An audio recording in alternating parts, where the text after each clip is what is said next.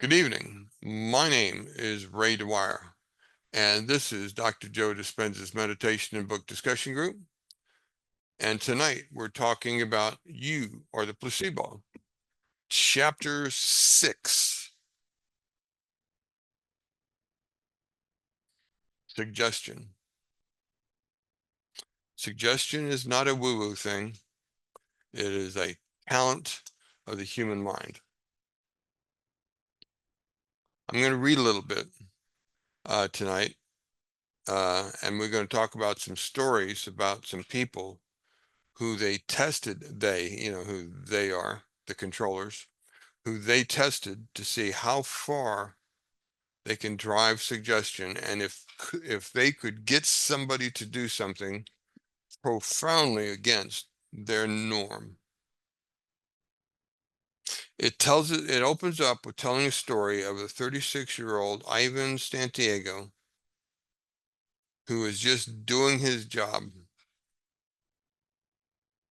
and out of nowhere he finds himself standing on an entrance to a building, and some dignitary comes out and he draws a gun and shoots him in front of everybody, pulls a gun and fires 3 times. Another man comes up to him, takes his hand and counts to 3 and takes him out of his hypnotic trance. First of all, he did not really shoot anybody. He had an air pistol and went pop, pop, pop, and the guy that fell with blood on his chest was an actor who had artificial blood stains. The point of it is that this very common good man with a family who had never hurt anybody in his life, they were able to induce a suggestion in him to make him think it was the right thing to do to stand at the entranceway of this building and shoot this man in cold blood. How do you get a good person to do something like that?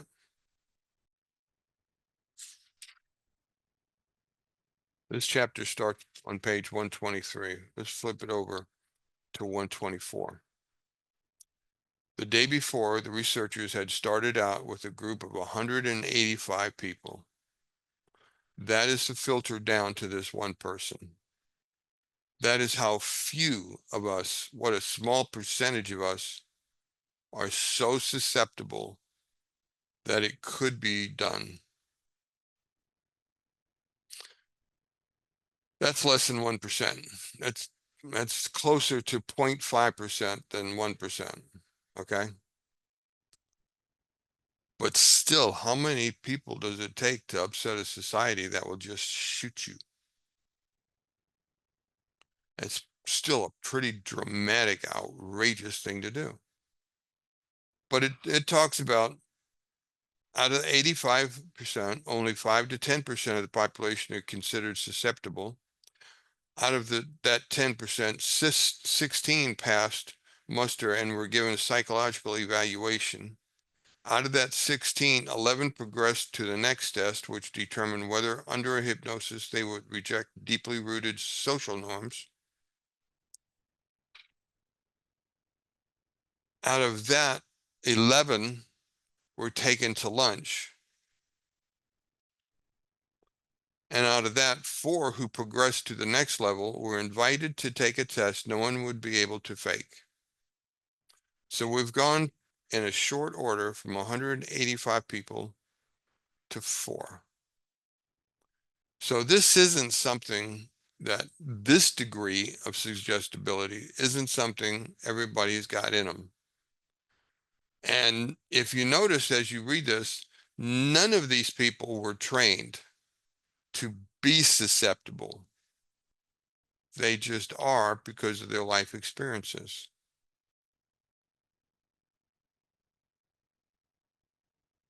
The 4 who progressed to the next level were invited to take a test no one would be able to fake. The subjects were to step into a deep metal bathtub filled with 35-degree Fahrenheit ice water, just 3 degrees above freezing. One at a time, the subjects were wired to devices and they detected their heart and their body temperature. There was an anesthesiologist watching them so that they didn't just die of hypothermia. This test would make or break the experiment. Normally, when someone is exposed to water this cold, an involuntary gasping reflex happens and the water reaches nipple level, the heart rate of the respiratory rate climb, and the person starts to shiver and goes on to some kind of arrest. 3 of the subjects were indeed in deep states of hypnosis. 3 of the were in deep state of hypnosis, but not deep enough to withstand this kind of intense cold without their bodies losing homeostasis. They were just reacting. The hypnosis was there and they were suggestible, but their body says, I'm not dying for this, and fought their way out of it. But one, the 4th subject, Santiago, stayed in for just over 2 full minutes before the test called a halt to the test, till the scientists called a halt to the test. A couple years ago, I went with some friends, springtime, to Massachusetts to visit and have some meditation time and just friendship time. We went to Cape Cod in the spring. In Cape Cod in the spring, they said the water was 43 degrees. Here's this group of very normal people running into the water going, ah! Well, I know something, and that's that going in slowly is a lot more painful than rushing in and crashing into the water. So that's what I did. As they were going in, taking the ankles in deep, I just ran past them until I stumbled and fell and went underwater. Oof. I stayed in that 43-degree water. I was about the first one in and about the last one out because I know something. I was in for about 10 minutes. I don't know what the real time was, but it was a while.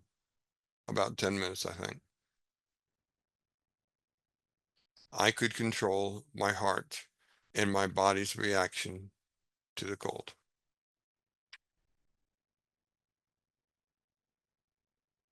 Okay, so they start focusing on this guy Santiago, and it says the following. So Santiago returned the following day. While he was chatting with producers, the team went to work staging the scene outside. So they were about to stage this shooting scene, and the scientist upstairs, Santiago, happily answered questions into his exit interview until the producer excused herself for a moment, saying that she'd be right back. Soon after she left the room, Silver, one of the scientists, entered, saying that he wanted to say goodbye to San Diego. As Silver took San Diego's hand, he gave a little tug on his arm that prompted Santiago, by now well conditioned to this cue, to drop immediately into a hypnotic trance. He went limp on the couch. What have I been saying is the first element of the placebo? Conditioning. You are the condition. You are the environment. Your mind state is the condition that everything else follows. And that's the word he used here. He shook Santiago's hand, saying some nice words, and gave it a little tug. And they've been programming this guy for 2 weeks that when they do this, it's time to go into deep theta. And all they did this now, he is so programmed. He was so programmed without him even knowing it. He dropped into a state of theta. Silver told him, a bad guy, was downstairs, and he was going to do this event. I personally can't imagine me doing that. But either could Santiago when he was in his normal mind. He probably couldn't personally imagine that he was that susceptible to some foreign person just telling him a suggestion and him doing something so outrageous. There are many people in this world, in our society, who are just prone to all kind of crazy diseases. They have a program in there. What's that called? When hypo something, when you're sick of everything. You read about a disease and next day you got the symptoms. There's a term for that mental disorder. Hypochondriac. Hypochondriac. Thank you for speaking up. There it is. Yeah, there are people. And what is that? That is a program in those people. The scientists can't find a single reason why that happens because it's not physiological. It's consciousness. It's a program. And you can't detect programs by medical devices.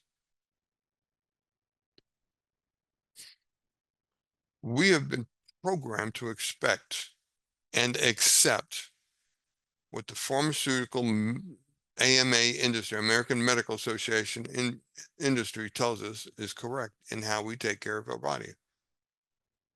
You ever ask your doctor how to be healthy? They'll look at you like, what? I can't tell you how to be healthy. I can just tell you how I will stop you from being sick. And tomorrow you're sick again, just like, that's crazy. But we have accepted that as a society. Why? Because we've been told this program millions of times over the last 50, 100 years. I think our society is waking up. Don't know yet, but I sure am not society subject to it. A doctor tells me stuff and I go, I ain't gonna do that. You ought to see the reactions I get. What do you mean? You need to do such and such. Okay, if I take this pill with this side effects, what do I do about the side effects? Well, they'll just go away. Well, I tell you what, I bet you the symptom that you're giving me a pill for will go away too if I don't take it. Just like stupid stuff, you know. I'm not a very good patient anymore. Do I go in when I need the doctor care? Yes. But that doesn't mean I'm a good patient. It's kind of funny sometimes. I got stories. Okay. I'm on page 128. In the first few chapters, you read about many different individuals who accepted a possible imagined scenario, and like magic, their bodies responded to that picture in their minds. Individuals who've been trapped for years by involuntary tremors of Parkinson's disease, but increased their dopamine level by thought alone.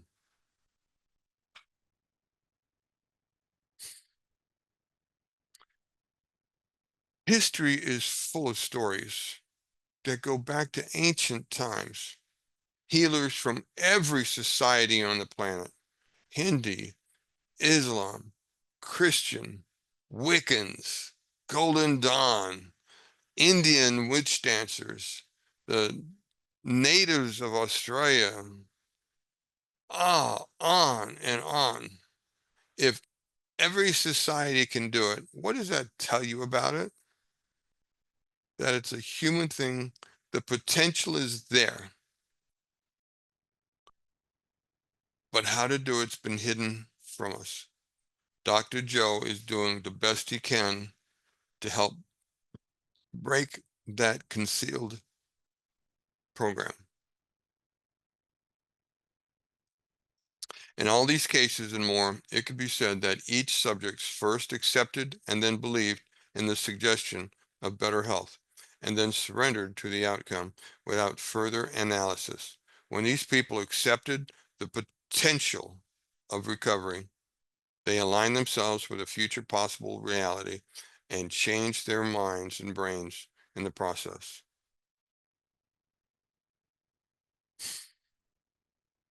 There was a time in my life when even the possibility of me having peace in my mind, I had no idea that it was even possible. I had been so dark, so angry, so long that the idea that there was a way out of that, it's like, I can't get out of this. I'm so and so. This is how I was born to be. There's not a pill on earth that can make me stop. They can intoxicate the hell out of me. But as soon as I sober up, I'm back to this insanity again. Nobody knows how to do it. The thing that sold me on Dr. Joe wasn't his meditation. It wasn't his divine wisdom.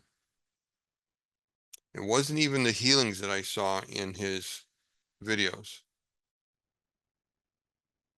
When I got into this, I saw a solution on how to heal my heart.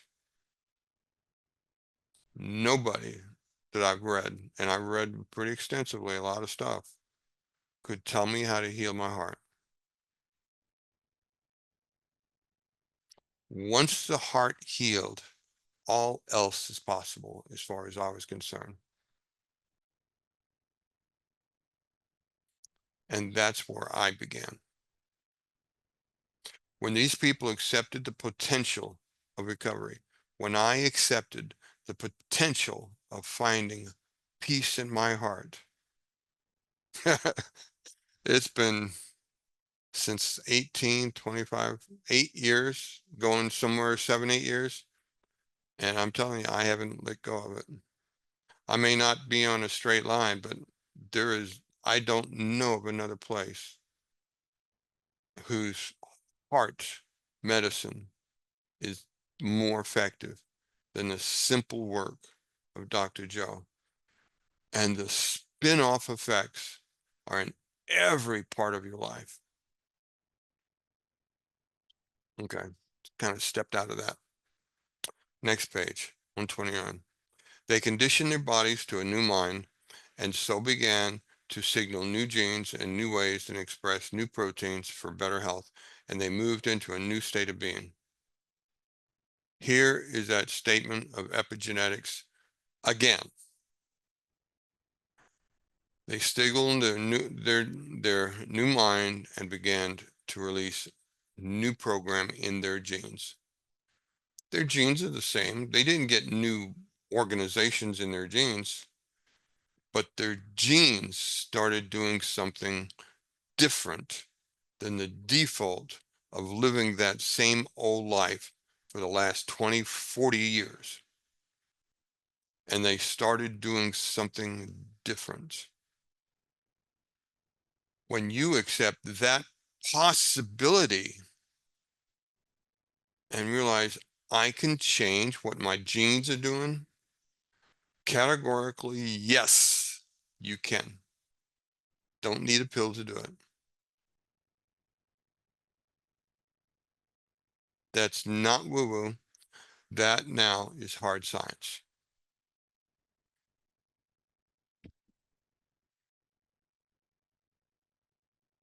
It was a weekly visit to the hospital to see a doctor and be interviewed about their improvement, the choice to interact in a particular environment with doctors, responses, and through active associative memory, they were reminded of a possible new future.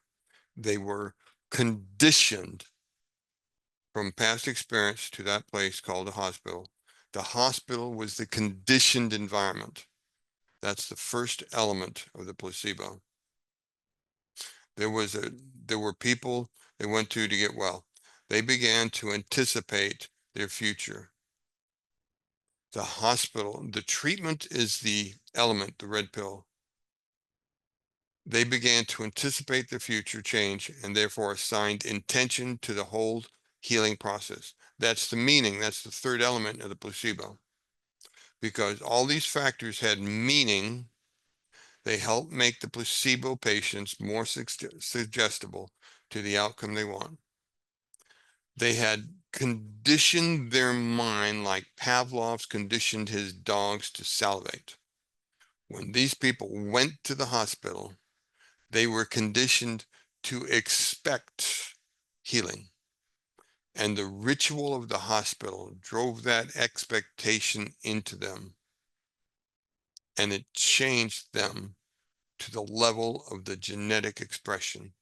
And they healed. It almost didn't matter what they did in the hospital. They were so expectant to a healing that they did. It's safe to say that their real transformation happened independent of their conscious mind, because they're so conditioned that this is a body-mind event. Their conscious mind may have initiated the course of the action, but the real work happens subconsciously, with their subjects remaining totally unaware of how it happened. Did you get that? This up here creates an intention.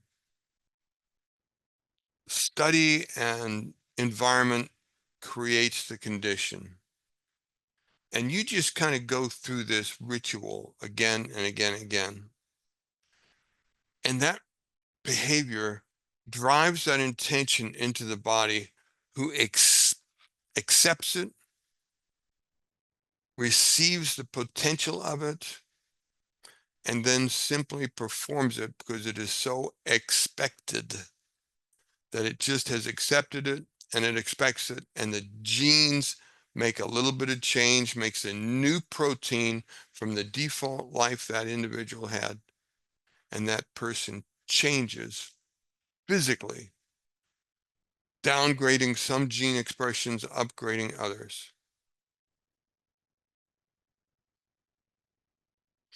And this is something we can learn to do and control ourselves. Once we know the principles and practice the principles in our life. So just with hypnosis, the placebo effect is created by a person's consciousness somehow interacting with the automatic nervous system. Quite simply, the conscious mind merges with the subconscious mind. Once the placebo patient accepts, that's a powerful word. Once the placebo patient accepts a thought as reality, then believe and trust in the end results emotionally, there's the heart connection. The thing that happens is what they get well. You create that intention in your mind, rehearse it until your consciousness really accepts the potentiality, and you rehearse it until it gets into your body, and your body genetics adjust to that new intention, and the gene proteins change. That's not woo-woo. This is hard science now. Wow. Just absolutely amazing to me. The idea that just average people can learn this and practice this in simple ways in their life and have health as a result is astonishing to me. Thank you, Dr. Joe. Why not? It takes thinking greater than how they feel. That is the challenge. I know it's a challenge. It's something that I deal with. Sometimes I get sold in my consciousness, my sickness. And once that settles into my knowingness, goodness sakes, it's hard to break. And I don't even know where it comes from, but something got in me and an old body memory comes up. And for some reason, I am sold that I am a cancer patient. Not an example of health, but a cancer patient. And and I know better. I do. And yet it gets in my head and I'm sitting here going, shut up. You know what I mean? It takes real choosing and driving a new idea into my cortex, in my consciousness first, to recreate that memory of intention and remember what it feels like in my energy to being this divine energy being and not this man of flesh and bones.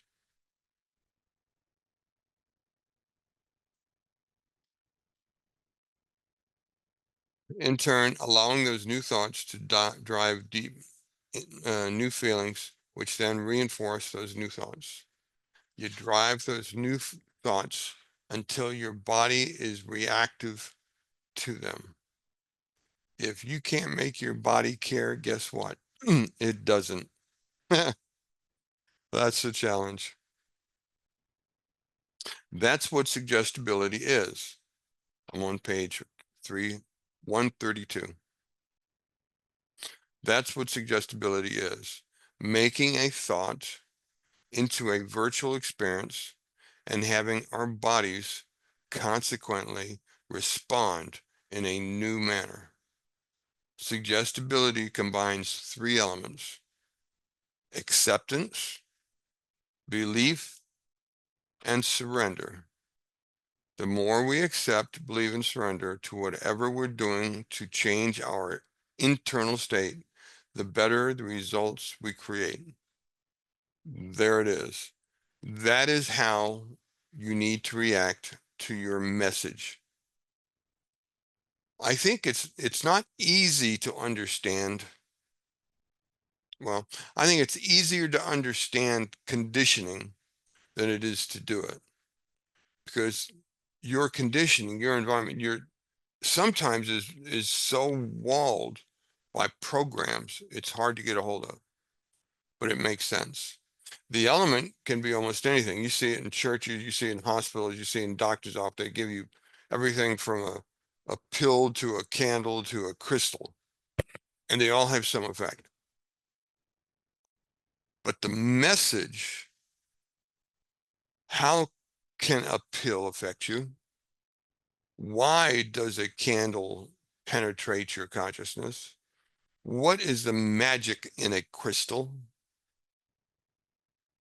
These are the three elements again: acceptance, belief, and surrender.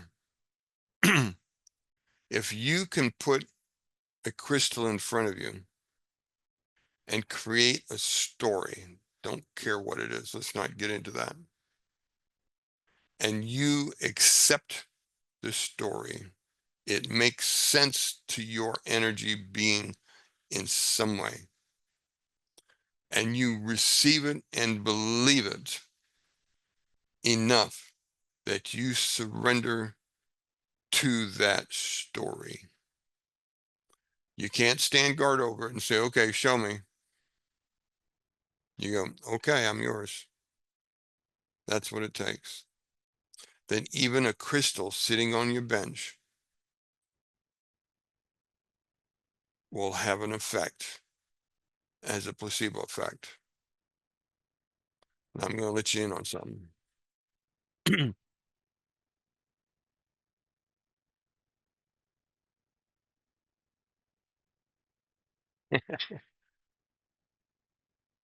Early in this work, as I was learning different things, I tried candles.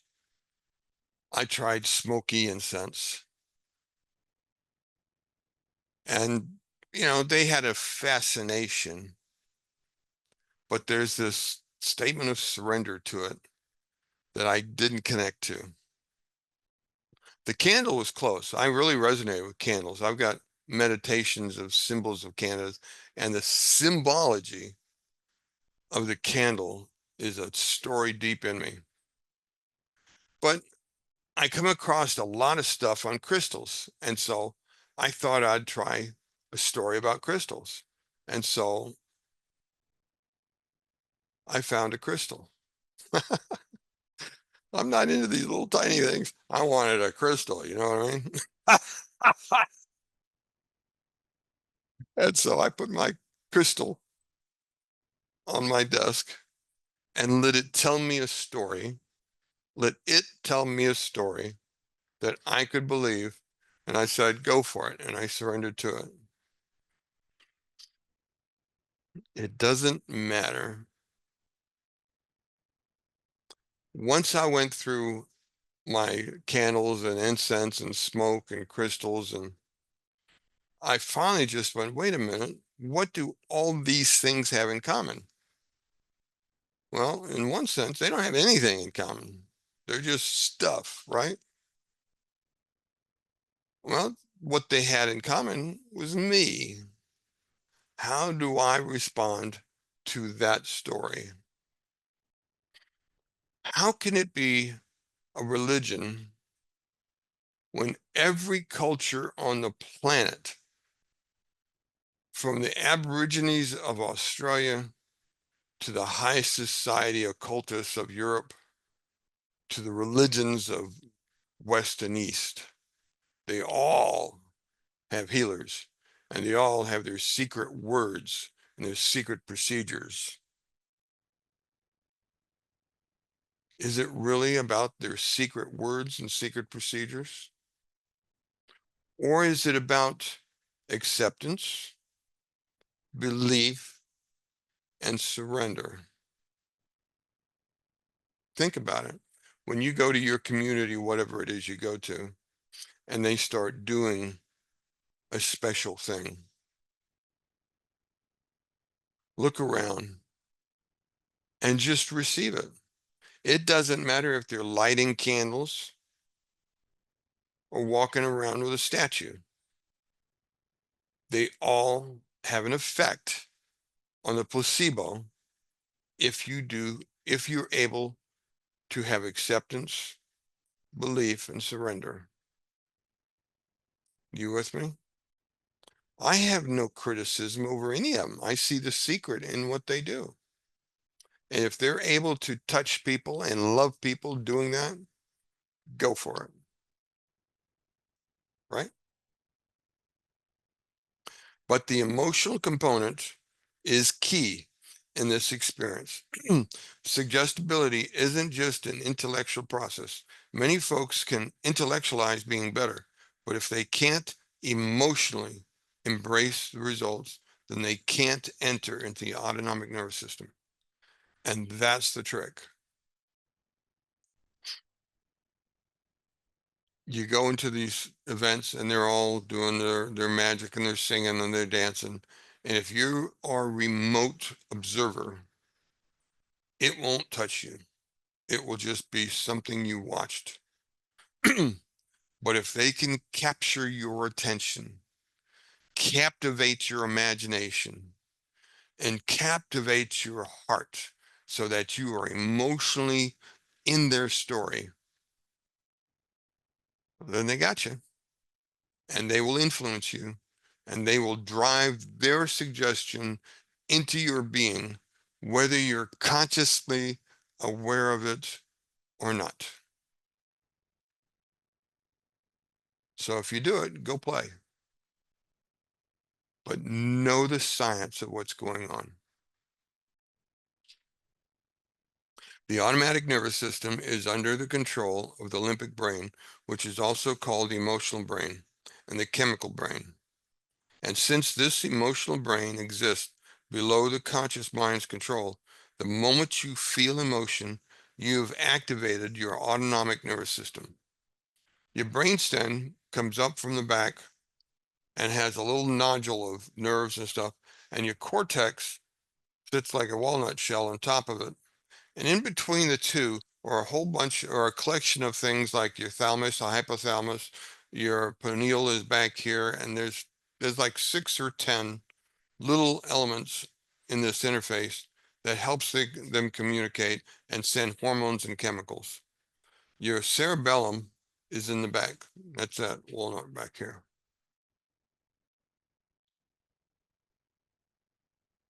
So if the placebo effect requires you to embrace an elevated emotion ahead of the actual experience of healing, then when you amplify your emotional response, you're activating your subconscious system.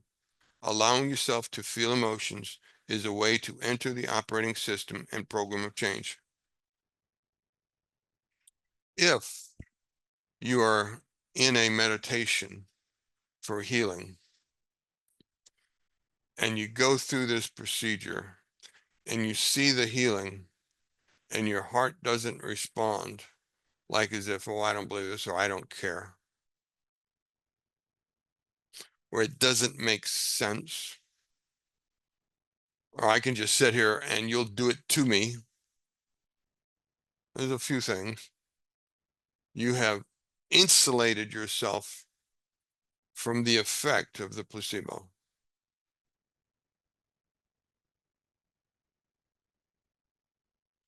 Have you ever taken your hands of another person that you were praying for and just felt like they didn't care,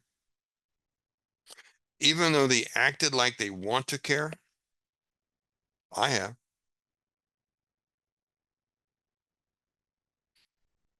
This particular lady just essentially didn't like me, is what it was. I was doing the best I can, as sincere as but we didn't have a connection. And I took her hands to give her the best heart I could. And I mean, it's like nothing. And I just let go. I says, "Are you okay?" "Yeah, just," and she wanted to go on. I said, "No, there's nothing here. We're not connecting. You need to find." "No, I want you to do it." "No, we're not connecting." She was all fine. Then she went talking about how bad I was because I couldn't do anything for her and just blah blah blah. Yeah, I've had those. As we've seen, these can't be just another emotion. It's got to be sincere, and it's got to be in you. If you're doing your own meditation or you have someone else's hands in your hands and they're trying to help amplify what's going on in you and your heart does not engage, you missed it. I didn't make this rule up. It's a similar situation with trying to make something happen. The moment you're trying, you're pushing against something because you're endeavoring to change it. You're strangling something and attempting to force an outcome, even if you don't realize it. That knocks you out of balance. It's not about trying. Trying defeats it. Now I'm trying to get this well, that's why it's not working. There's a different mindset that's required. And I'm with you. When I was doing it, made no sense to me that the only way I can get healed is for me not to try to be healed. You just can't say what? That was so contrary to my nature back then. I need to do something. Okay, let's toughen up and let's get this done. That is so contrary to what it takes to do it. You with me on that? All those negative and stressful emotions are also familiar to us and connected to so many past known events that when we focus on them, those familiar emotions keep the body connected to some past event and will stop the placebo. You can't try to overcome it. You can't try to receive it. You can't do this and hold on to the past judgments. It just doesn't work that way. Okay, I'm almost ready to have a little discussion. Gratitude is one of the most powerful emotions for increasing your level of suggestibility. It teaches your body emotionally that the event you're grateful for has already happened. Now, if that's not a contradiction, but a correct thing, I don't know what is. I'm being grateful in the present for a future event that has not happened, and my body, and I've got to do it in such a sincere way that my body in this present moment responds chemically as if that future event is happening now, and be grateful in it. Are you kidding? I remember trying to do that. I just like, what? And how do I do that? Gratitude, therefore, is the ultimate state of receivership. When you are grateful, you're stepping out of what we said over here in that last page. We focus on the familiar emotions that are connected to some past condition. Gratitude is beyond past conditions. Gratitude, therefore, is the ultimate state of receivership. Page 136. If you can bring up the emotion of appreciation or thankfulness and combine it with a clear intention, you're now beginning to embody the event emotionally. There's the equation. Let me say it again. If you can bring up the emotion, I know what gratitude feels like.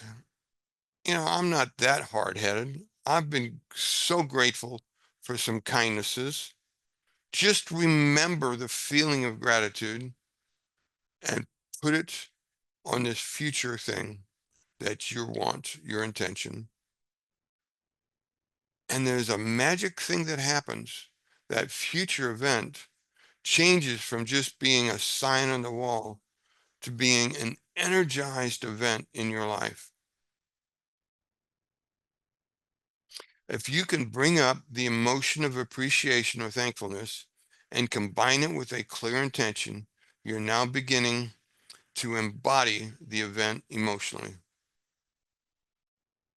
Emotion plus intention is an embodying event, and your body starts to respond.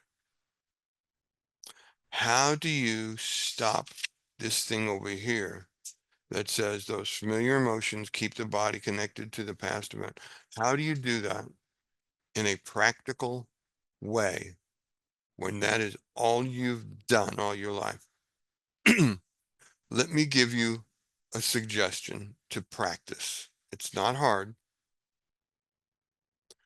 We spent our life in our frontal cortex, analytical mind. Pay attention, focus on what you're doing. Get over here, do that.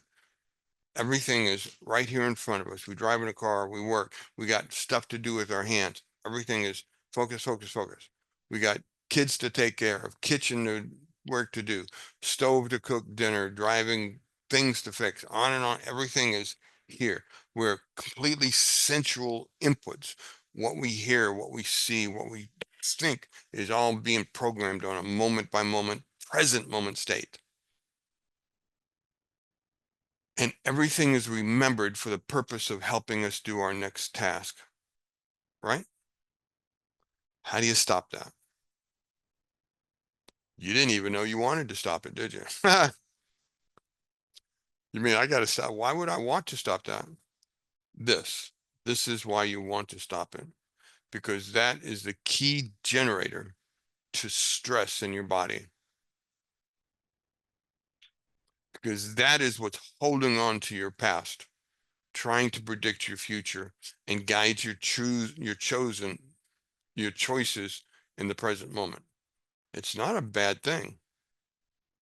That's how we choose what to do moment by moment to help us get into the future that is our goal. How do we stop it? Because as long as you're here, that stream of memory is flowing. How do you disconnect from that stream of memory? Let me suggest something for you to practice. Spatial. Can you become aware? Did you hear the beginning of that meditation? Can you be aware of this? Can you be aware of that? Can you be aware of this? Can you be aware of that? When you go into awareness and be cognitive, attentive to it, you turn off your sensory inputs. Let me give you a simple practice. Do you have a little walking park that you can go to? Or a quiet place, a patio, or some place that you can sit for just a few minutes? I'm not asking you to go to an hour meditation, just a few minutes practice. Go into it and try to go into as much space awareness as your mind will let you. Don't think of that tree or that bird, because as soon as you tune into that bird, what happens to the rest of your mind? It shuts down and you tune there, right? Stay open focus and see how long you can hold attentiveness where you're not unconscious, you're conscious, and you're not forgetful. You are aware and attentive, so that when you step out of it, you can talk about what happened. We're going to go into that in this chapter in just a minute. But you practice this. This is a skill set to Dr. Joe's meditations. This little thing that I'm suggesting to you. It's something that I learned in the first couple of years of doing his work. Become aware of over your left shoulder, over your right shoulder, and keep aware of that space. You hear a squirrel rattle the leaves. Become aware of the squirrel running across the leaves, and don't stop being aware of your left shoulder and right shoulder. Just become aware of the squirrel and place him in your space. If you, as soon as you pay attention to the squirrel, all this space collapses and you're now paying attention to the squirrel, right? When you learn this skill, this body connected to the past condition ends in that moment, for that moment. Now, as you do this more and more, every time you sit down, you will develop a skill, a place in your mind that you can go to and just space and be instantly disconnected from the chain of events of your day. Wouldn't that be a neat thing to be able to do? Just sit down, take a breath, and instantly be released of your daily stresses. Doesn't mean they go away. When you come out, you still have your business to take care of. You still have your kids to take care of. You just, all that kind of stuff is still there. But for a few minutes, your body relaxes and gets to heal for a little while. Wouldn't that be worth a practice time? This is not woo-woo. This is the human experience. There you go. Let's hear from somebody. Please raise your hand so I can call on you.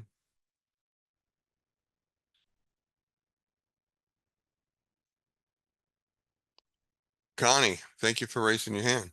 What's up? Wow. This is tremendous. I've been coming to all of these and cannot wait for Sunday nights. And that meditation tonight, plus what you're saying, it's like a light came on in me. I mean, I'm not giving up because I love this so much and I believe in it. But tonight, this part about like the crystal or the rituals, adding that layer to understanding. I know I happen to love Tibetan, um, like Om, Oh, or yeah. I can put that on in a meditation and I immediately go into that area. So this tonight has been remarkable for me. I'm in tears. Yes. Everything you said is absolutely yes. There is a reality to vibrational meditations like Om, Om Mani Padre. I used to know a few of those. And they have vibrations that go into your body that carry a message to your body that carries your intent to your body and affects you. It's real. I mean, it just affects many, many people around the world. Thank you, Connie. That was good. Margie, thank you for raising your hand.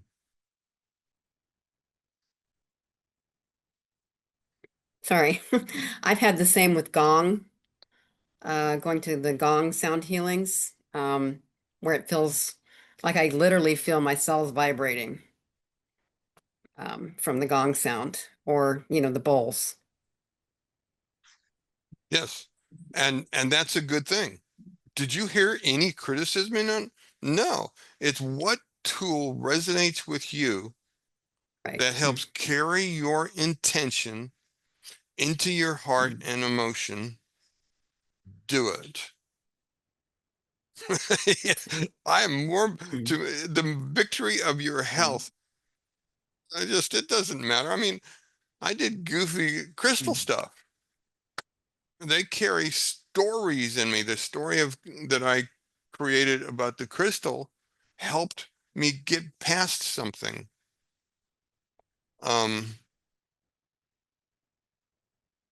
This little guy here is my incense burner. It was really cool. I put a little incense on top and the smoke doesn't go up because of the heat and the thermals that it creates. The smoke actually comes down and it looks like flowing water and then comes up. Really cool little. Well, what's the significance of that? Absolutely none, except for the message it carried in my being at that time. Does that make sense? Yeah. Hi, Anna Marie. I see your hand up. Thank you. Hi, Ray. How are you? I am doing good. I'm on one of my favorite and amazing subjects. Suggestion. It's just Good. it's a strange subject to me, but it's just it exposes the secret because I come from a past where I had investigated occult studies and I had investigated why Christian healers work, and yet they make a deal acting like they're the only healers. But a little bit of history shows you that there's healers on every society on the planet. So maybe the Christian healers aren't as special as they pretend to be, but they do something very special. Why does it work? And I I have a question. okay, I think I missed when I was listening, I missed a little part of it, and I think if you could just clarify, I after you were describing the thing with the crystal, I thought, and maybe I don't know if I heard it right. I thought when you were reading, you had said something about, and I don't know if it pertains to the crystal or something else, but you had said something about, I don't know if you said prefaced it with be careful, or you just said just know that it's going to have its own message for you, like its own objective, like that, whatever the thing was going to have its own intention or message. And so there seemed to be it sounded like there may have been like, um, you want to be aware of that, like almost a cautionary thing. But I may have heard it wrong, and so I said, "You know what, let me just ask you because I think I just heard part of that." Do you recall what I'm saying? yes. Oh, And let great. me Okay, tell you what great. I Thank mean. you. When I said I played with crystals and meditated with crystals, who here doesn't have a history with crystals? Anybody? We all have lessons that we carry about Christology, crystallology. And that history has pre-learned ideas about this. So if you were to take my same crystal and start to meditate with it, the first thing you deal with are the lessons that you've learned earlier. What's that statement? Past conditions of your past. What is that past telling you in your present moment experience to this crystal? You probably don't even know. It's just like shadows in your mind that are trying to shape your intention to match what you learned about crystals. See, everything has in our society is so preconditioned in us. Can you go into a church and not be biased by the many, many lessons of that religion that you've learned? You know, Can you? I appreciate that. I understand exactly what you're saying now. And um, did you go into how you get past that? Like you just really are able to let all those preconceived notions dissolve when they're in the tissues. They're almost like in the tissues of your being, depending on your Yeah, they are. upbringing. They How are. do you get rid of? How do you get them out? You create your own story. You ignore, Mm. you say, this is different. This rock is a special rock. This rock has a unique life. This rock is not part of those rocks. You know, I just create my own story. This, I just create my own story. You are a center of expression of the primal will to good. You are a divine expression. You are a creator in your life, and you've been taught by our society that you are not. Everything in our society has taught you that you are not. I am not trying to teach you to be something and to create something new in you. I am trying to teach you what you already are and don't know it. You can pick up. You wonder if I do this stuff?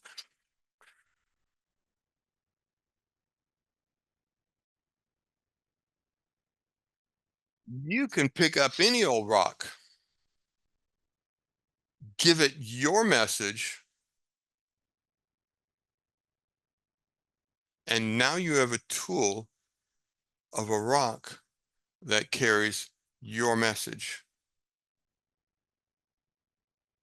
You wonder if I do this stuff, really? That's how you do it. If you use a candle and it interferes with a pre-programmed mind, use something else. If you can't find something else, just get a common rock, get a river rock. They're nice. I like them. First requirement, I like them. Did you hear me say it? Second requirement, give it your story.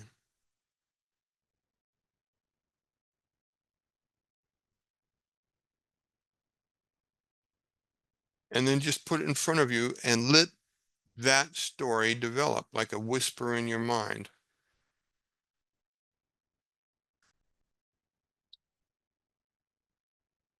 This is the story that says, I can be balanced.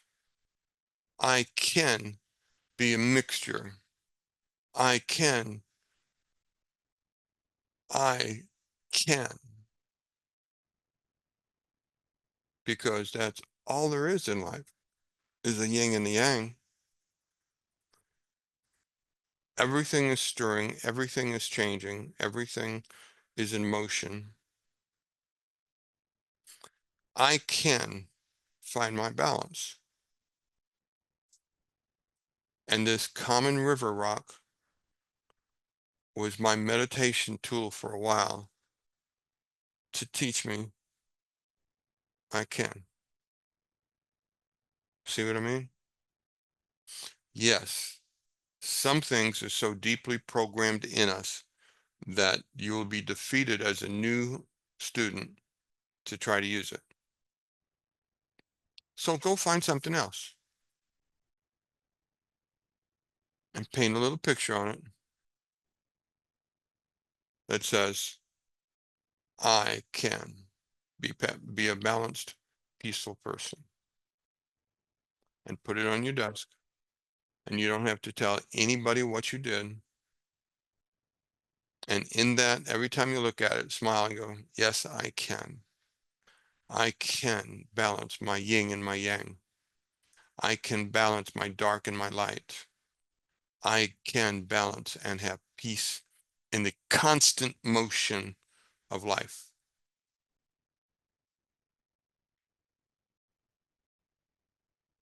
That one touched me.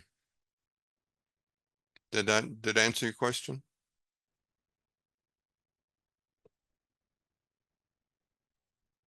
Okay. Yeah, see, it's not always easy. When you're first breaking free, it's not easy. I didn't say it was. It's depending on how tied up you are, it could be rather hard. Anne Marie, do I see you getting ready to ask me a question? Raise your No, hand.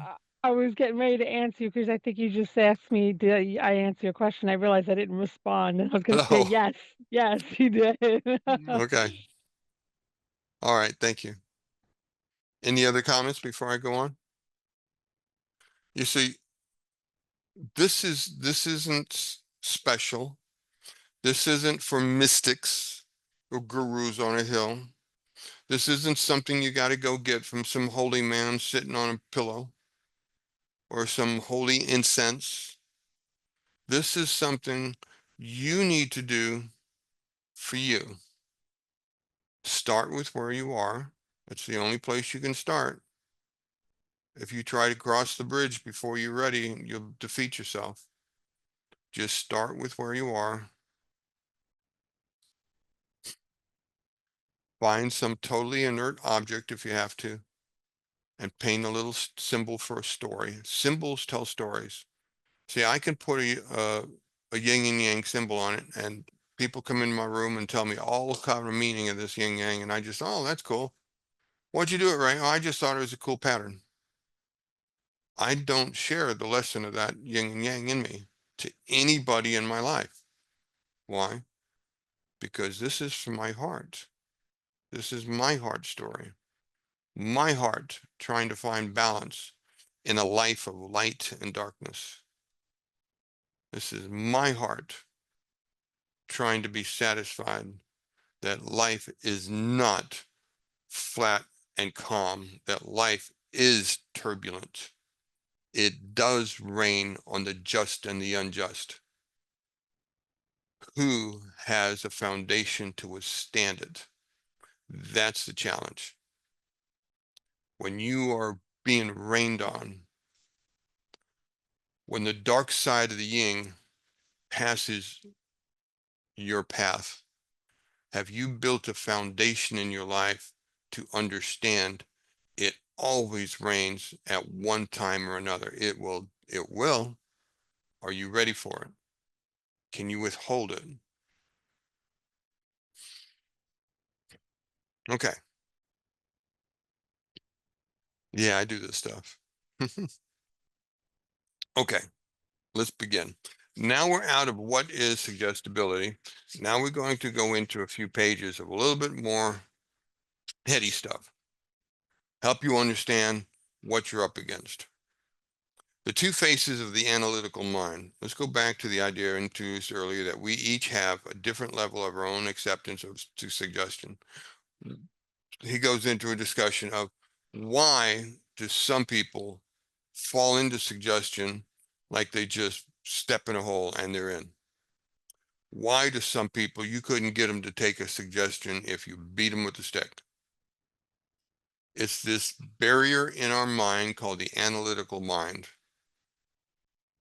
There are some people who are chronically, compulsively hard analytical, and they just will not let go.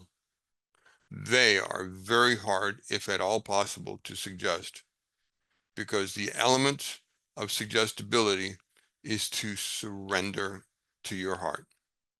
And these heads won't do that. That's the key. The analytical mind is that part of the mind that you consciously use and are aware of it. It's a function of the thinking neocortex, the part of the brain that is the seat of your conscious awareness. That is your input to your senses. It takes what it has learned from the past experiences and applies it to future outcome. So like I said, we do all this stuff and study this stuff so that we can take what we learned from our past and apply it to our future intent and process the decisions in the present moment. That's what it's there for. It's not a bad thing. That is our survival tool in this life. Use it wisely. There's nothing wrong with the analytical mind, of course. That's bottom of page 137. It has served us well for our entire walking consciousness. It's what makes us human. Its job is to create meaning and coherence between our outer world and the combined experience of people and our inner world.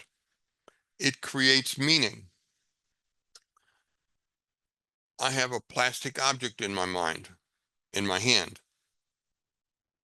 You only know what it is because you have created meaning in your cortex for every little curve and shine and shape of this object. You know what these shapes do. You can look at it and have an idea of how it's made. You know the shape overall and its purpose. You have a meaning to this object.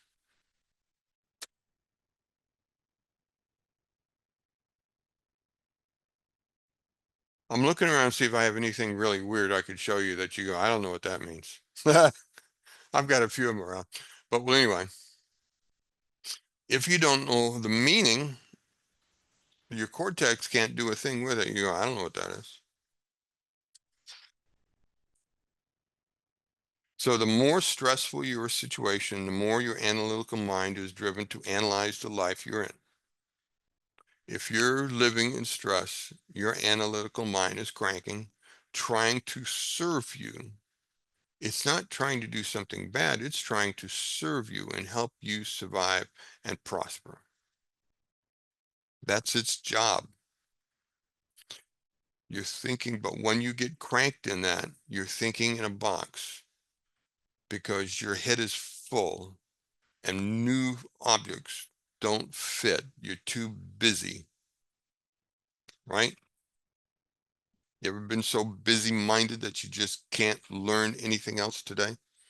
You got too much going on. Shut up. I'll deal with it tomorrow.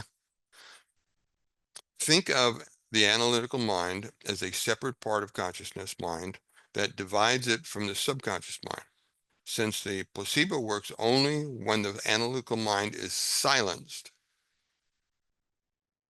so that your awareness can instead interact with the subconscious mind. The domain where the true changes occur, the placebo response, is possible only when you can get beyond yourself.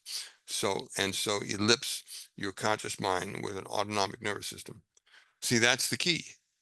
When your conscious mind is so busy being an analytical mind, it's occupied, you're working, you got problems that are just King Solomon would stress out to solve.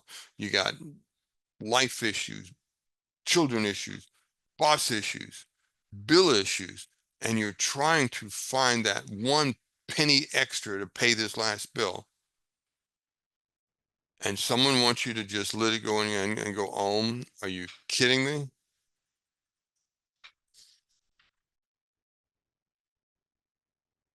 Yeah, I understand. I do. Let's look at page 140 if you've got the book. The mind. There's consciousness, 5%. Subconscious, 95%. Most of our life is governed by subconscious.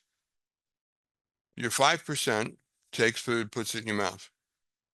Do you have any idea of how you digest food?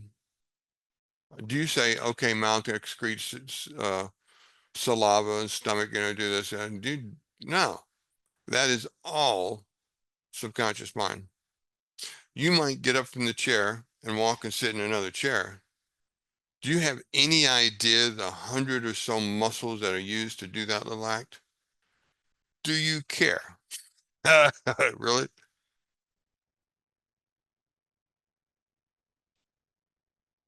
The conscious mind is where we store our explicits, or declarative memory. Simply put, declarative memories are the ones that we can say.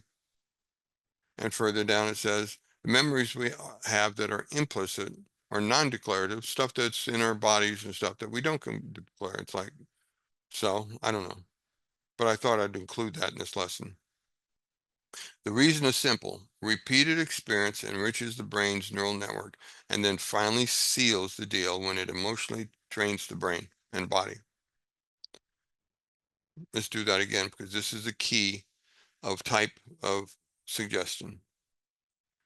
Repeated experience enriches the brain's neural networks. As you repeat something, we said it the other night about when you rehearse ideas, you increase the neural networks. When you have a trauma, boom.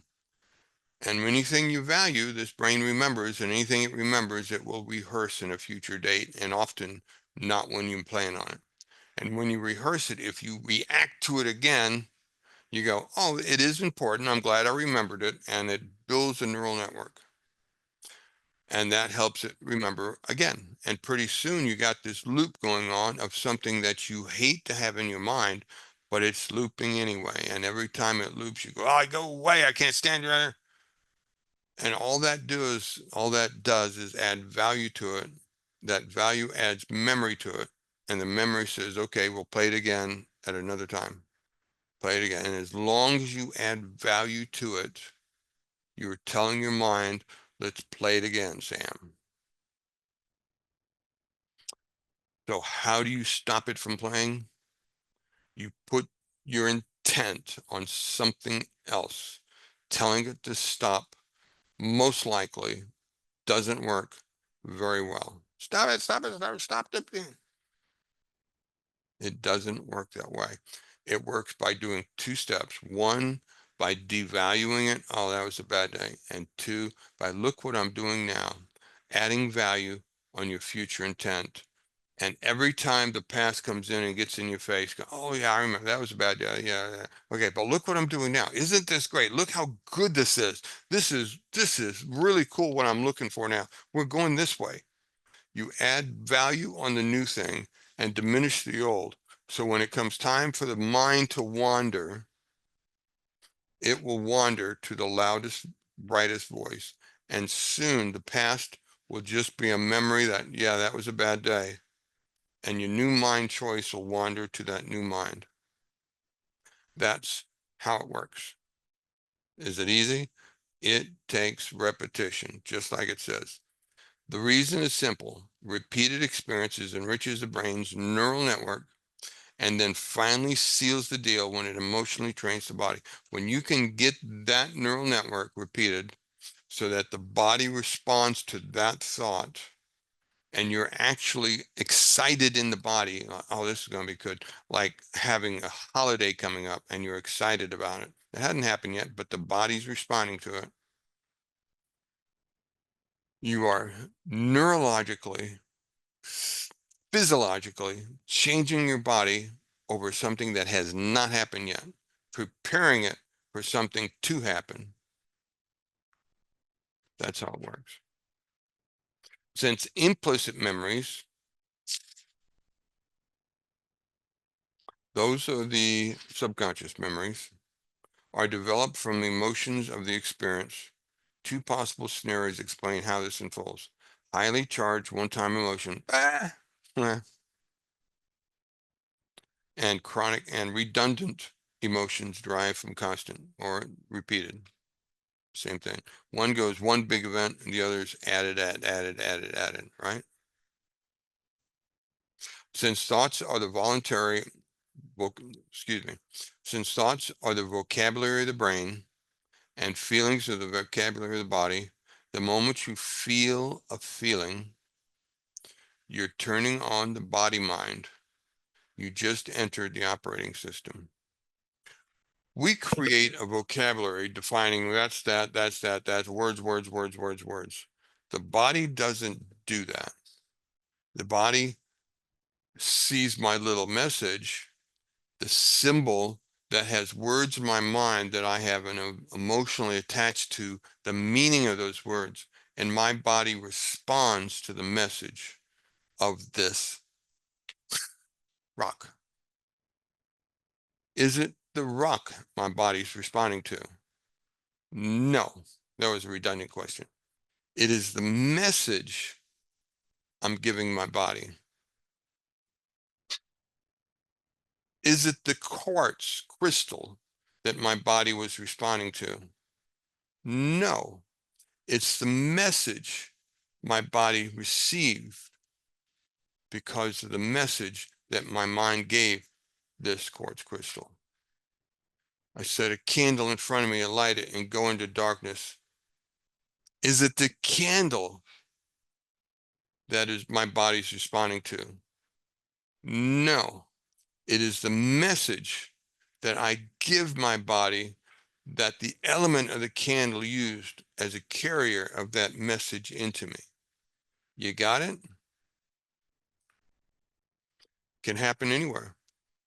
I could go to any church, any synagogue, any temple, because I understand this and open my heart to the kingdom and receive the message that is being suggested. It's not the stuff. It's me choosing the message that I want to receive. Conversely, it could also be said that you're much less suggestible to any thoughts that are not equal to your memorized feelings. Think of a couple chapters ago, we talked about the placebo and the pessimist and the optimist. Do you remember that discussion? I think it was chapter 2. The pessimist had very low reaction to pills that had an optimistic perspective. But the optimist took the pills and quickly responded, and their body responded rather quickly. The pessimist took pills that the doctor talked about the negative side effects. And the pessimist took them and quickly got negative side effects, harmful effects in their body, where the optimist took the same pill, was told the same thing, and they refused the negative side effects of those pills.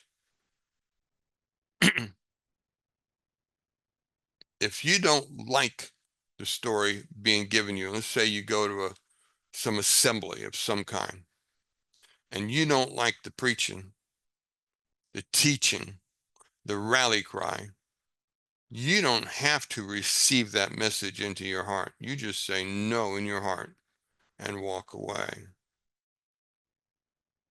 It could also be said that you're much less suggestible to any thoughts that are not equal to your memorized feelings. Whatever your heart is, if it don't resonate and promote the intentions of your heart, you just walk away.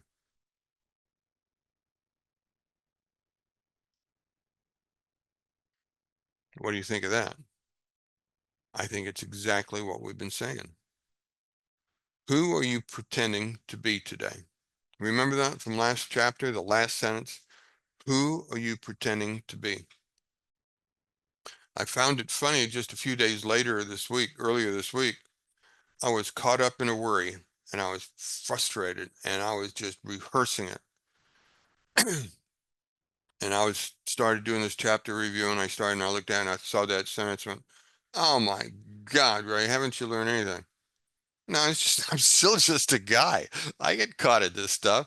And I just went, who am I pretending? I'm pretending Mr. Tough Guy again. And I'm going to go in here and I'm going to put my fist down. And I just started laughing at myself. No, you're not. Give it up. Just we'll do something else. And once I broke the mindset, it's like, I'm not doing that. That's just kind of what kind of crazy rehearsal am I got going in my head. In just a few minutes, I felt the chemicals just relax. And I was better. I think I wrote about it a little bit in my WhatsApp page. And when you feel emotions, you're naturally activating your implicit memory system and autonomic nervous system. You can simply allow the autonomic nervous system to do what it does best: restore balance, health, and order. And that's what happened. I shook off this that got caught in my head that I was rehearsing, and it wasn't but 30 minutes and I was back to this funny guy again. and just going, golly, it's easy to get caught up in this. When you've got a history, the body memory doesn't forget. If you give it bait, it will go back to it. That's just the human experience. Do you know enough about what you're practicing now so that when you catch yourself and you say, who am I practicing to being? This is nuts. Quit that. And start practicing to being your future self, your desired future self. The thicker the barrier between conscious mind and the subconscious mind, the more difficulty you'll have getting into the operating system.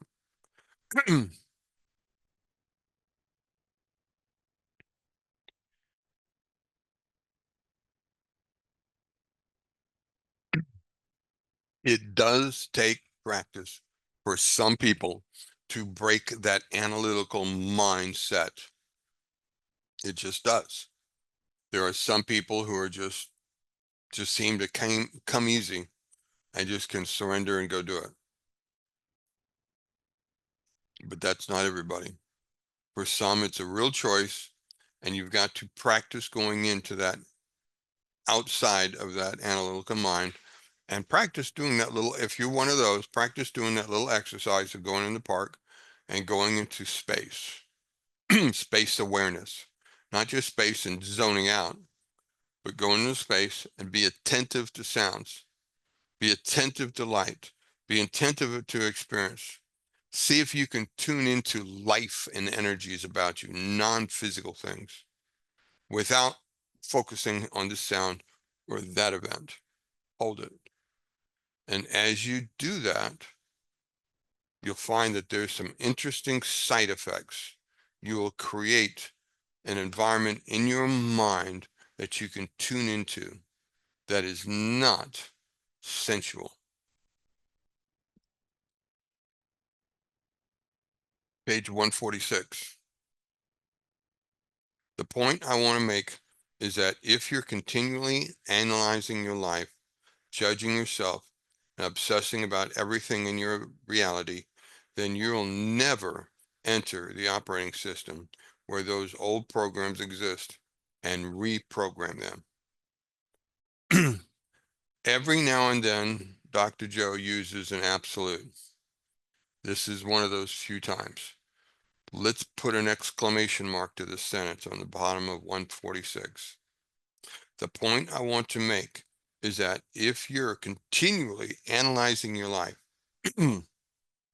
judging yourself, and obsessing about everything in your reality, then you will never enter the operating system where those old programs exist and reprogram them. How's that for a bridge to cross?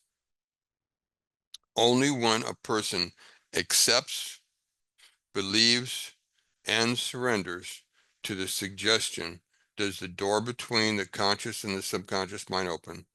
That information then signals the autonomic nervous system, and presto, it takes over. But for some people, that is a hard bridge to cross. I understand that.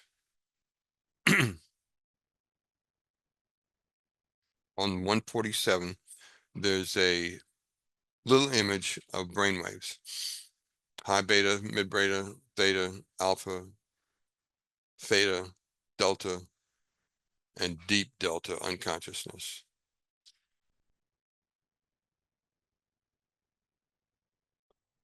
For example, physical or mental fatigue increases your suggestibility. Why does fatigue increase your mental suggestibility? That's rhetorical. I'll answer that. Certain studies have shown that the limited exposure to social, physical, and environmental cues in the sensory deprivation can cause increased susceptibility. Extreme hunger, emotional shock, and trauma also weaken our analytical facilities, therefore making us more suggestible to information. Why does physical and mental fatigue increase suggestibility? Because we are worn out and our analytical mind is too tired to stand guard. and all those other things that wears out your conscious battle.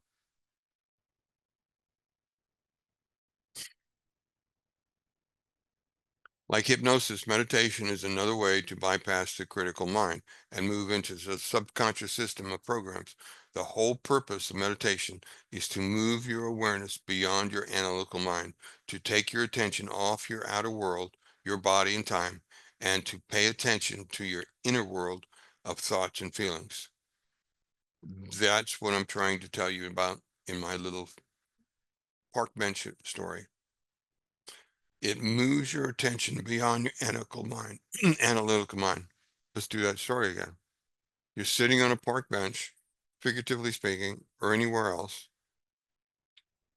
and you become aware over your both left and right shoulders, and you become aware of the volume of space within the space, right? And you become aware of it, attentive to it. And as you put attentiveness to it, your mind, your consciousness looks for input. And as you look for input, your mind will go one of two places. It will drive itself back to the analytical mind, or if you as a consciousness insist on digging broader frequencies, it will take you here. It will take your attention off the outer world of your body and time and to pay attention on your inner world of thoughts and feelings. And it will bring its attention to your energy in your heart. How bad do you want it? Do you want it enough to do that battle of letting go of your attentive mind and letting your consciousness move into you, your heart, and your awareness, and your frequency, and your emotions, your heart, your pain?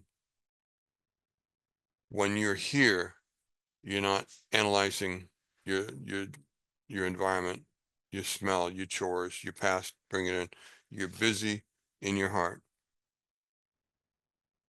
And this is where the heart work begins.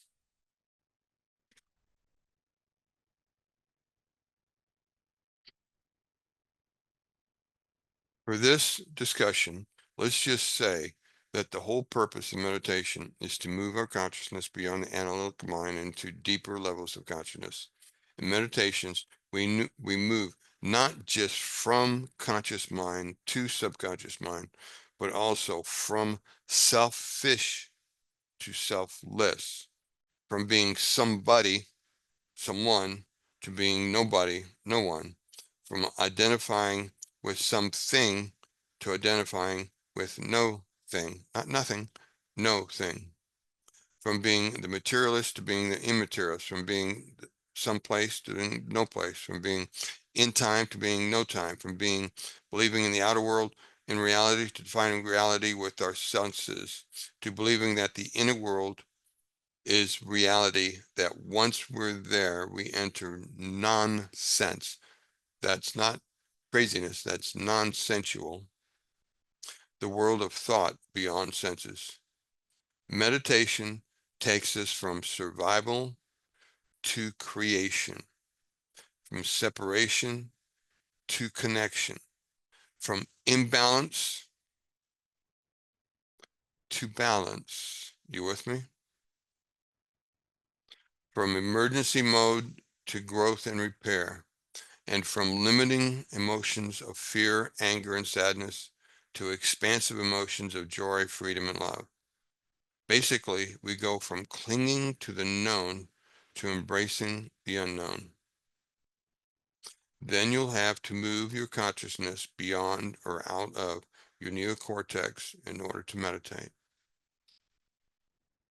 Take what I was saying about my park bench suggestion. You go there, and the first thing you do, you look around, you make sure you're safe, clear that thought, and then move your consciousness back your head and become aware over your left and right shoulder. Become aware of your space. Listen to the birds, listen to the breeze of the trees, listen to the squirrel, and not break your awareness. And after a few moments of this, your consciousness will be at peace with this and want more. And it will be unsettled because it's not used to being at peace. Because the analytical mind is always stirring and stirring, stirring. And so what do? You tune into a new thing, and that's your heart.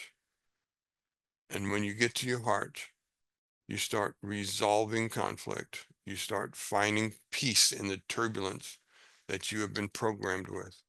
And you let go and surrender to the fight. And as you do that, you become peaceful cycling.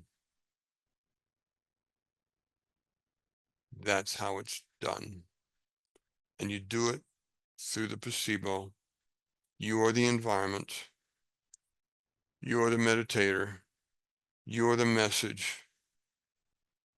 And you love the message. And you begin to heal in that moment. Every moment you manage to disconnect this stress, your body heals. It's a switch. Stress, peace. Stress is fight or flight. Peace is healing. I don't care what food you eat. If you're in stress, you're not absorbing all the nutrients. You can buy the most expensive organic stuff on the market. And if you're like this, you're only going to absorb a small potent of it because most of what's going on is your body's in stress mode. If you're like this, your autoimmune system is more fighting outside boogeymen than inside viruses, and you'll break down and get sick. It's not woo-woo. It's not boogeyman out there with viruses. It's you stressing out. And if you do get sick, this is how you get well.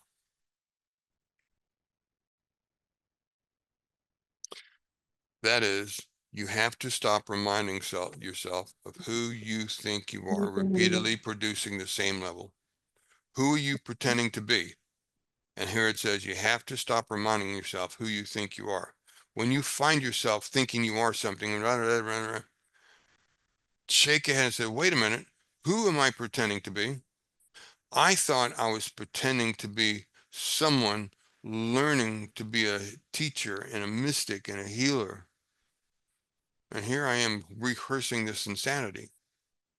I don't want to pretend to be that. I'm pretending and learning to be that. That's how you break the pattern. Okay, did somebody want to say something? Rishi, did you want to say something? No? I saw your mic come on, I was wondering. So sorry. It was my mistake. I'm so sorry. Okay. So that's how it's done. That's a practical thing to do. That's your homework assignment. Practice two things. Catch yourself rehearsing. Who are you trying to be? Who are you pretending to be today? Are you scolding in your mind and you pretending to be some mean teacher and you're going to teach them your principle? Is that who you want to be? Because you're becoming what you're pretending to be. Learn to stop when you catch yourself pretending to be something you don't want to be.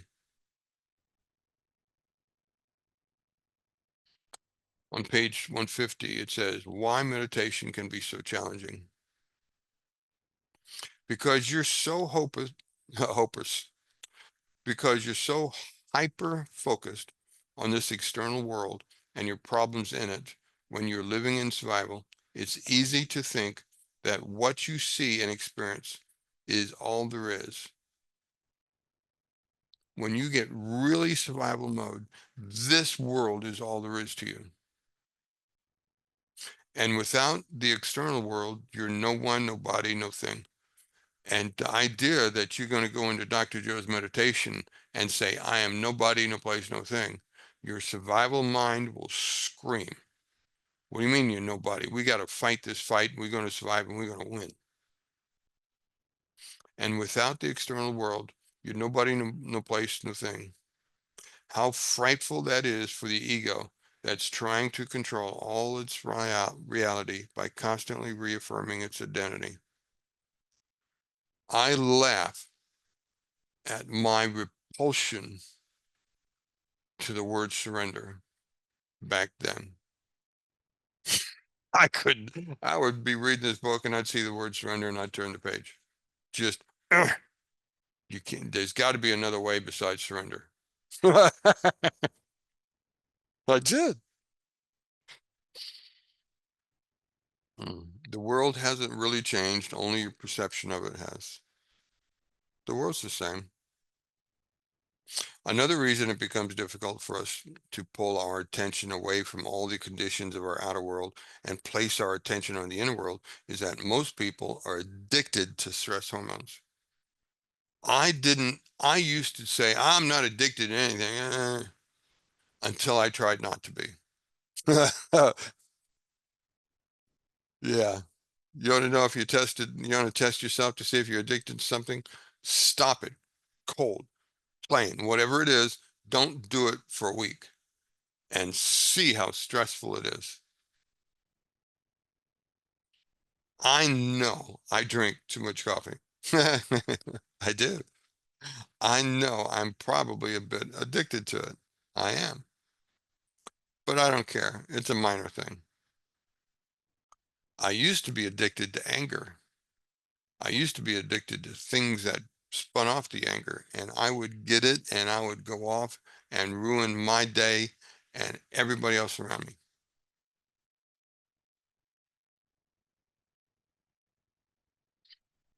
Now it's as alien to me as if someone brought a barking dog into my house and I want to know, what's that dog doing in my house? Rah, rah, rah, rah. It's that far from me now. So we become addicted to our present external environment.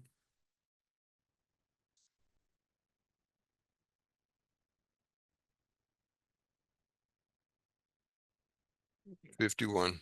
The stress hormones we experience while living in survival mode give the body a high dose of energy and cause the five senses which plug into the external mode to become heightened. And we get used to it. That becomes our normal. As we go through this, I will suggest to you to make it your normal so that when the past comes in and visits you, it is not your normal. It is the alien. It's like that anger stuff is like a barking dog in the house of my mind now. It is not my normal. Like, get off of me. You with me? The short answer is that we get there on brainwaves. The brain state we happen to be in at any given time has a huge effect in how suggestible we are at the moment. If we're in busy beta, you're not going to get into suggestibility because your purpose of being in beta is to analyze our environment. That's its purpose. That's why we have it. When neurons fire together, they exchange charges, elements, and then produce electromagnetic field, and these fields are what are measured during the brain scans. That's our nature. Beta is our everyday waking state. That's most of you are sitting in midline beta now. You're not stressing out, but you're paying attention. And that's midline beta, and that's the purpose of that. But you're not trying to meditate. You're not trying to meditate now. You're not trying to receive a placebo now. You're trying to learn something and understand something new. And that level of mind is called midline beta. Okay. When we go from high frequency beta to lower alpha, where we can pay attention, concentrate, and focus in a more relaxed manner, we automatically activate the frontal lobe. Now, here's something I thought was a contradiction. It's like, wait a minute. I thought that when you're in the frontal lobe, you're receiving focused beta and you're receiving focused central input. But let's look at this sentence again. There's a trick here that took me a while to learn. When we go from high frequency beta to slower alpha, where we can pay attention, concentrate, and focus on more relaxed manner, we automatically activate the frontal lobe. It wasn't activated already. Why? As the previous material is presented, frontal lobe lowers the volume on the brain circuits and process time and space. Here, we're no longer in survival mode. We're in a more creative state. Let me tell you the secret of that sentence that took me a while to learn. We live in this cortex frontal lobe sensory analyzed state, high beta, mid beta range, and we're learning and processing our sensory input. My image and voice is coming to you. I've got sounds in my house over here. I've got my voice gets tired and I need Thursday. I've got all this sensory things going on. I'm not very suggestible right now. I do my park bench thing and I move my awareness from here to the point, like the quantum model, from the point to the wave, and I project my consciousness so I become aware of space over my left and right shoulders. If I go just right shoulder, then I am focusing like a funnel over here. So I make myself become aware of both at the same time. And my mind moves into alpha, quiet time. And then I choose to become attentive to the processes of the imagery and the information in the space. That's when the cortex, the frontal lobe, kicks in, not to receive information from the senses, but to receive information from the field. And in some of the pictures in some of Dr. Joe's books, it shows that when this really gets working on some of the advanced meditators, the top of their head gets hot. This is cortex, and yet they get so active in the space that it actually heats up the top of their head. And they are not bringing in input from the senses. They are got the sensory light off, and they are tuning into the field of energy. And the cortex is actively working to the point where this gets warm here, and they can pick it up on scans. That's what that sentence means.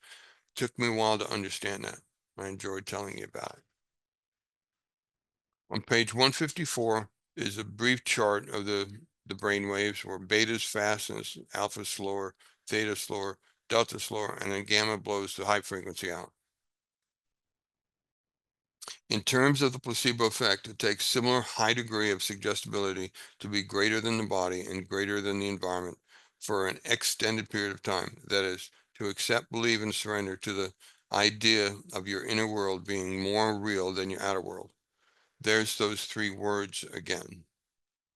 To accept, believe, and surrender. When you create a story, whether it's on a rock, in a candle, or an image of your mind, can you accept the lesson of the story, bring it into your body to believe it, and surrender the effect in you? Then you've won the struggle. And now it's only a matter of repetition for that to get programmed into you. But in just a few chapters, you'll learn how you can not only change your beliefs and become more suggestible, but also use that state to program your consciousness. Not to shoot a stuntman with a pop gun like told in the beginning of this chapter, but to triumph over whatever health issue, emotional traumas, or other personal matters you begin with. This is a formula, a process that is so human. It can be used for any part of your life. It's simply a human experience. I hope I have given you something to think about. I hope I have given you some clues of things you can actually do and not just think about. And in so doing, I hope I have given you a doing that you can repeat until you master it. It will change your life if you trust it enough to try. Not once, it takes practice. If you have a musical instrument, you can study music and learn the keystrokes and try to make your fingers do it, and they will stumble, even though you know it here. It takes practice to get your fingers to do it. But even after your fingers have learned to do it, it's not quite music yet, is it? It's kind of mechanical. It's kind of stumbling. When it becomes really in your body, then the sound will, then the creativeness will flow through your hands, and that sound becomes music. It's a little bit like that. But but even though it took so much handwork, you knew what you wanted to do at the very beginning. Knowing isn't accomplishing it. Remember, we read earlier, there's knowing to doing to being, and we're still saying that. I hope I've helped you know. I hope I've encouraged you to do. I hope in doing you find you can be what this chapter was teaching. Thank you. Any conversation with me?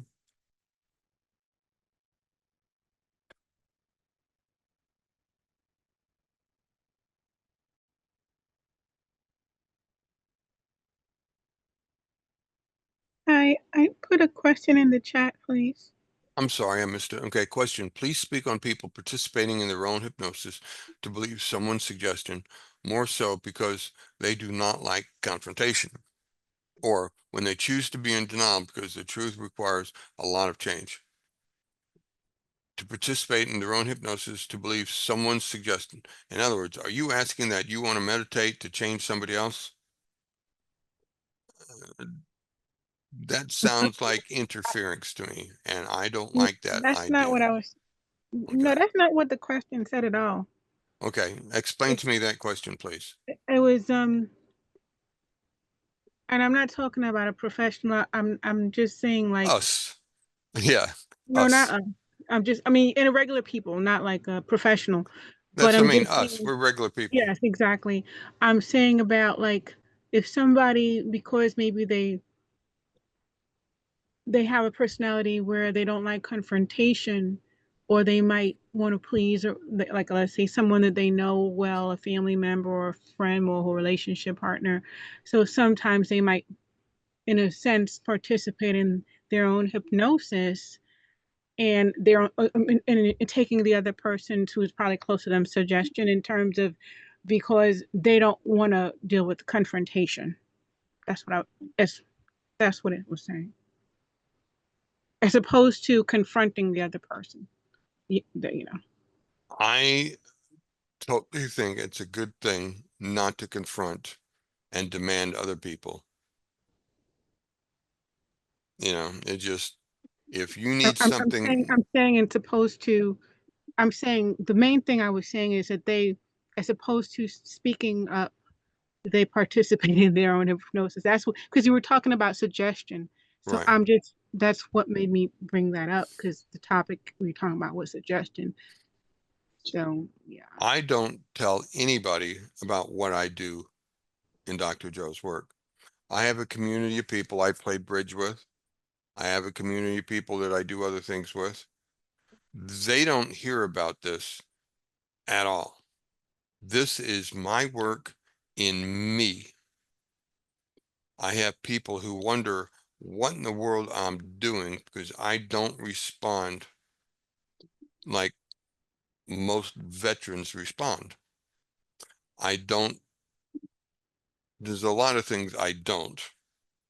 And when I do, I correct myself rather quickly, usually. And so I just don't tell people. It's none of, it's just, I am not going to when they want something, they can ask me good questions and I will give them good answers. But just even doctors say, what are you doing, Ryan? I said, I just know how to take care of myself. And nobody has ever asked me what I mean by that. They don't want the answer to what that means. So take care of you and you be the fountain. Like you've heard me say before, love yourself first, most, and always, and like a fountain, spill over to those around you and let them say, what are you doing? Then you can explain to them. I've told you my story of going through grocery stores sometimes and just making an exercise of just, can I just turn on love? Not I love you this or this, but just the frequency of love enough so that someone who is got a tunable spirit will react to me when they walk by. Occasionally, I get a response. And it feels so cool. They just all of a sudden, and I turn and look at them, and they're looking at me like, what did you just do to me? And I just wave at them, turn around, and walk off. But I just, you know, when they choose to be in denial, when they choose, let them have their choice. I don't correct people, except when they cross my path and I need to stop them from interfering with me. Don't think I'm in no way a pacifist. You cross my path and interfere with my life, I will defend it. But in most cases, I just kind of step out of the way and let you do whatever the hell you want to do. I don't know if I answered that or not. I am not here to be their savior.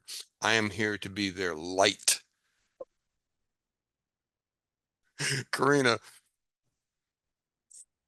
Hi there. Hi, everyone.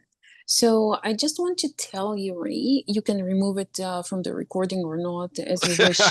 I just want to tell you and everybody else that people that are in their shade or in their rain or whatever storm is going on in their life, when you come and you kind of shine of them on them, it might be the only person that does that.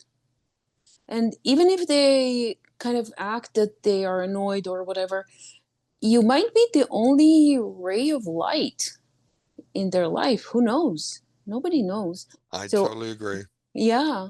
So I know that in my very, very dark days, I loved it. I loved it. I just got so energetic from people that were just good, not even talking to me, not even talking in person. But you might give them something good. Yes, I totally agree with you, Karina. Thank you, Good Ray, for words. being who you are. Yeah. And plus, it's fun to be, after my lifetime of being the one in the darkness, it's fun to be the playful one in the sunshine. You're so right. And maybe they just might want to figure out what is he so happy about, but they haven't asked yet. Yeah, you remind me of AA. I love the book of AA organization. So first of all, they don't care about names, and they are kind of the first ones that gave me the idea that you can be no one, right? It doesn't matter. It just doesn't matter. But what you reminded me right now, alcoholics would not respond to anybody unless this is someone who went through what they went through, and they are positive enough to induce this, oh my gosh, they went through my situation, now I'm looking at them, I want what they have. And usually this is this type of light that they have, and this um the will to give to others and to help others, and the cheerfulness and these types of things that you are talking about, the light in them. So that's the only Yes. that's the only way that any addiction, and we are talking about addictions, any addiction can actually get hope to be something else. So There's a Barry Manilow song. I don't know if there's any Barry Manilow fans here, but he goes back to the 60s, I think. It's he has to do with I made it through the rain. And it goes along with what you said. And the last verse of the song is, I made it through the rain, and I found myself respected by the others who made it through the rain, went through the rain and made it too. And that's wow, what you were, yeah, that resonates completely. yeah, because everybody goes through the rain. Everybody, it rains on the just and the unjust. It just, that's life. But how long are you going to be sitting in that mud pile? Are you ever going to learn to build a foundation so that you can survive the rain next time? I made it through the rain and found myself respected by the others who went through the rain and made it too. Because those people understood what it took for you to make it too. And that's what this little community is about. We're all, we're in this crazy study because, I mean, we found that book, Breaking the Habit of Being Ourselves. You don't find that as a fat and happy person. You find that because you got needs in your heart, right? And here we are, we're going through the rain and we're learning to make it. And excuse me, we're learning to make it, and we find ourselves respected by the others who went through their rain and made it too, right? And Well we're said. learning, Well yeah, said. and we're learning how to do it through these books. So if you can't, excuse me.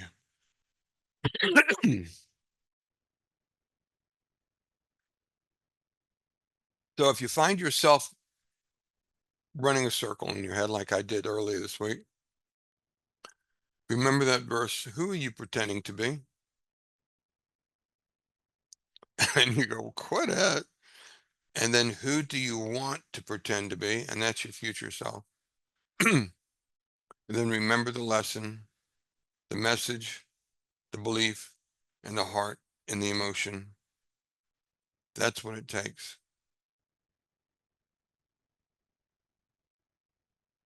Yeah. So did somebody get something that they can do this week that you said, okay, I'm going to do this week? Because doing, okay, so you got the book. You can read the book and put it on the shelf and you got nothing but time spent in a nice memory. What are you going to do? Can anybody answer that question? What are you going to actually do? Okay, let's continue. Let me talk to Olga. Olga, thank you for being patient. I see your hand up.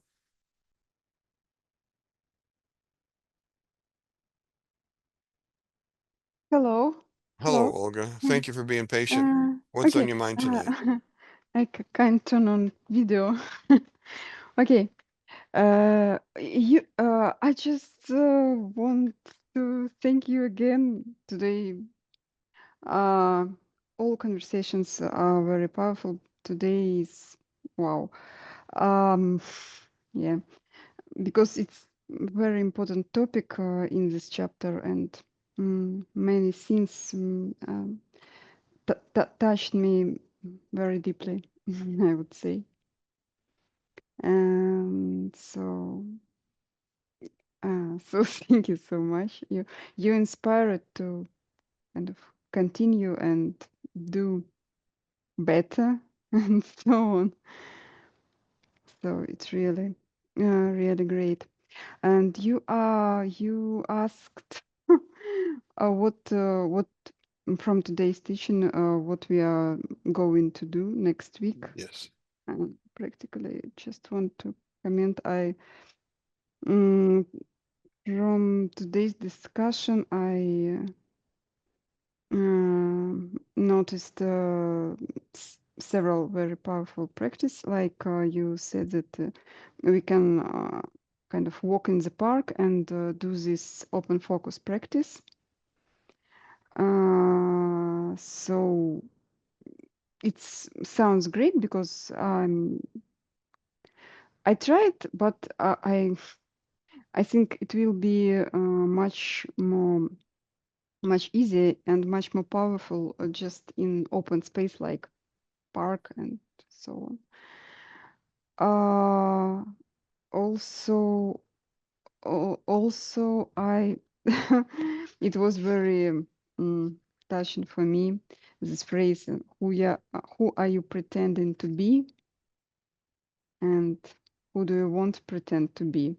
Just I will try to remember it. And you said that we should catch ourselves when we kind of thinking, doing not as we would like, not as we would like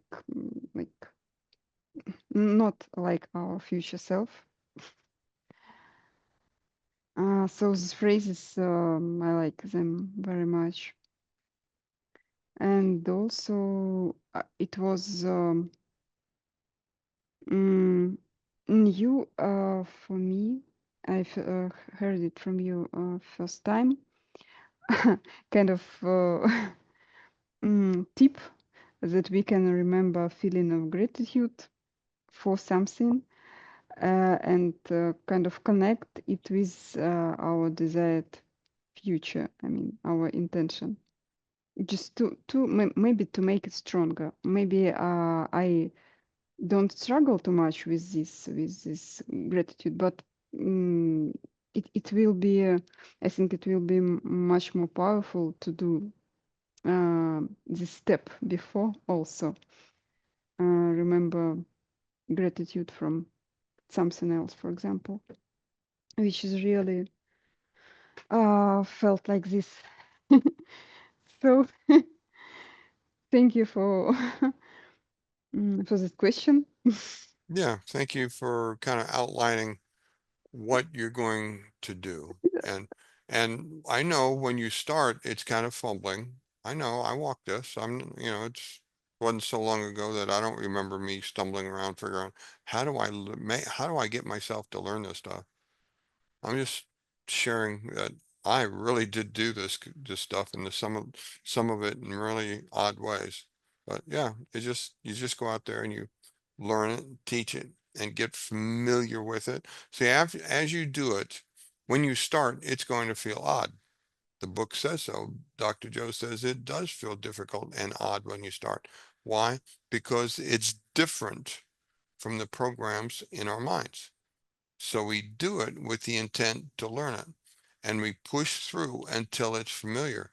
Once it's familiar, nothing's changed except it's familiar, and now it's easier and easier to do. So you just go do it.